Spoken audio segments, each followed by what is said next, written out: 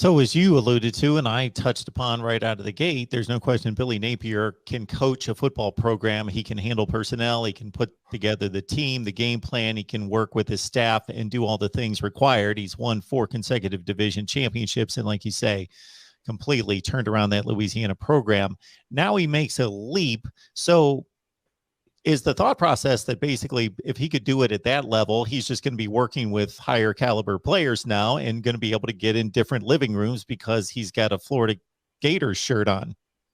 Well, Mark, that's the same thing we thought about Dan Mullen too. So, you have to go out there and prove it, and the recruiting questions we had under Dan Mullen were legit, and they never, and the questions came to fruition. Those worries came to fruition about Dan Mullen's recruiting and the approach in recruiting.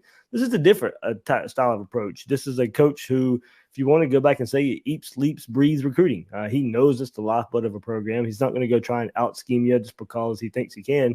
He knows he's got to go out there and get the best players. His reputation for the players he's recruited at Alabama to put on the field and go win national championships. He was in the living room of a lot of those guys that went on to win national championships at Alabama.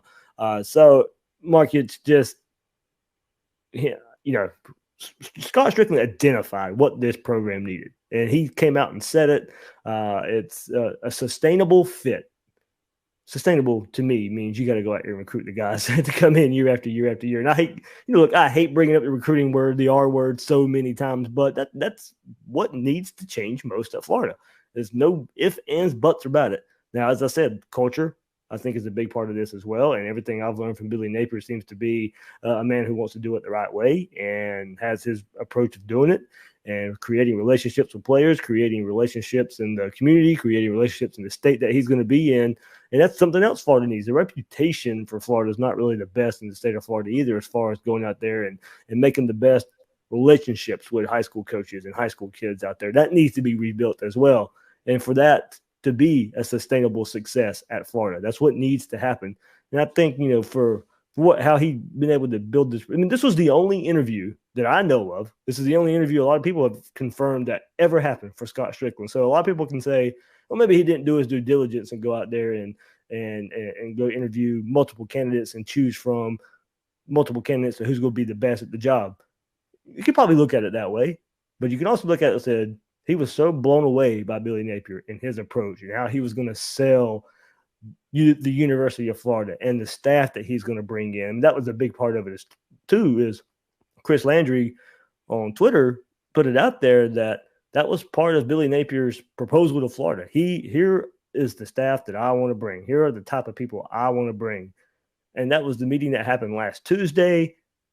Scott Strickland was blown away by meeting Billy Napier in person. Never interviewed anybody else. Was the only target. They worked it out. He became the head coach at the University of Florida a few days later. And with that approach, they also take him off the table before anybody else can get at him, because it's not like Florida was the only one wanting Billy Napier. He was certainly in the mix and talked about concerning and connected to the LSU job and the Virginia Tech job. So he's well sought after regardless.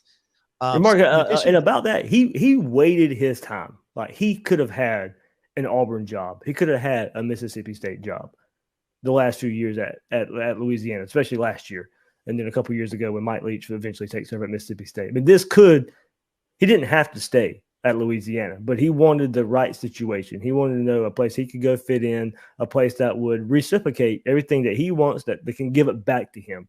Florida has the resources. Florida has the support. There's no questions about that.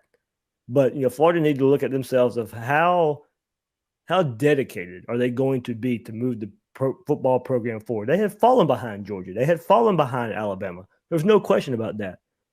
They need to have the right guy with the right direction, and everybody from the top to the bottom, Mark, needed to be on the same page. And that was something they needed to sell Billy Napier on. That was something he demanded, something he needed. And so the support's there, support's reciprocated from both sides. And that's why, you see this hire being made. And look, it's not going to be an instant fix. There's some issues to fix at Florida, but I think what you want to see are the things, the culture fit, the projection of the program, at least looking like, even off the field, like it's trending in the right direction. And those off the field issues should eventually pretty fast pay pretty good dividends for Florida.